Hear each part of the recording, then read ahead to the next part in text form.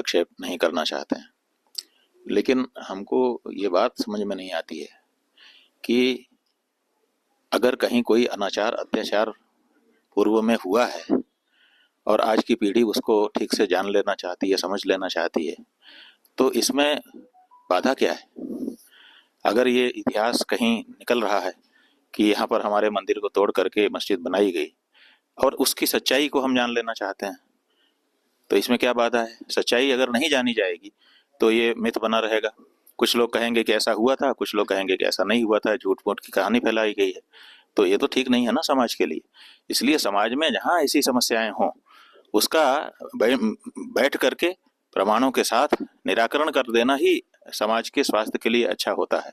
इसलिए हमारा ये कहना है कि ये जो सुविधा की बात कही जा रही है कि पहले पहले तो इन्हीं लोगों ने बढ़ाया, जो लोग आज ये कह रहे हैं कि हर जगह नहीं खोजना चाहिए, इन्हीं लोगों ने तो बात बढ़ाई और बढ़ा करके सत्ता प्राप्त कर लिया। अब सत्ता में बैठने के बाद कठिनाई हो रही है, तब कह रहे हैं कि ब्रेक लगाओ।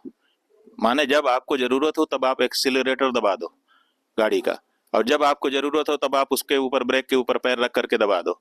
ये सुविधा की बात हो गई। सुविधा, न्याय जो है, न्याय की जो प्रक्रिया है वो सुविधा नहीं देखती है, वो ये देखती है कि सच्चाई क्या है। तो देश को सच्चाई पता चलना चाहिए। आज हिंदू का लड़का दुखी है कि हमारे साथ अत्याचार हुआ, हमारे मंदिर को तोड़ करके मस्जिद बना दी गई, क्योंकि इस तरह की बातें इतिहास में जगह जगह दिखाई देती हैं। मुसलमान का लड़का भी दुखी है कि हमारे पूर्वजों के ऊपर ऐसा आरोप लगाया जा रहा है, और फिर उसके मन में एक शंका ये भी होती है कहीं हमारे पूर्वज ऐसे ही अत्याचारी तो नहीं थे। तो वो भी दुखी है, हम भी दुखी हैं। तो इसलिए हम चाहते हैं कि जहाँ जहाँ के बारे में ऐसी बातें आ रही हैं उसको विचार कर लिया जाए।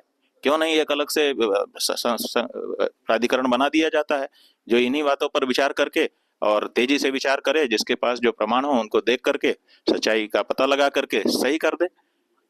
तो ये आप इसको दबाएंगे, दबा देने से बात दब जाती है, ये समाज के लिए अच्छा नहीं है। इसीलिए ये जो बात, जिस वक्तव्य की आप बात कर रहे हैं, ये सुविधा का वक्तव्य है कि जब हमको जरूरत है हम बात को उठा लेंगे, और जब हमको जरूरत नहीं है हम उसको दबा देंगे। ऐसा हम नहीं समझते हैं, ये न्याय की पद्धति नहीं है कि किसने अपमान किया किसने सम्मान किया, इसका अगर आप प्रश्न लगाएंगे तो ये तो उसका विषय है, अध्ययन का विषय है कि किसने अपमान किया किसने सम्मान किया। लेकिन सवाल ये है कि हम इस मान अपमान से क्या प्राप्त करेंगे, वो सवाल है। सवाल तो हमारी समस्याओं का है। हमारी समस्याएं किसने दूर की? 78 साल हो गए, अंबेडकर के संविधान की बात की जाती है। 78 साल में जो लोग अंबेडकर के पीछे थे उनका कितना उन्नयन हुआ ये बताइए। 10 साल के लिए आरक्षण दिया गया था, 78 साल हो गया, वो आरक्षण कंटिन्यू है और उसके लिए जूझ रहे हैं उनके लोग कि ये ना खत्म किया जाए, ना खत्म किया जाए। आरक्षण इसलिए थोड़े दिया गया था कि आप जिंदगी भर के लिए पंगु होकर के आरक्षण की बैसाखी पे खड़े रहें। आरक्षण इसलिए दिया अंबेडकर साहब ने कि उसका लाभ लेकर के आप मुख्य समाज की मुख्य धारा में आ जाएं। आप कहाँ आ पाए?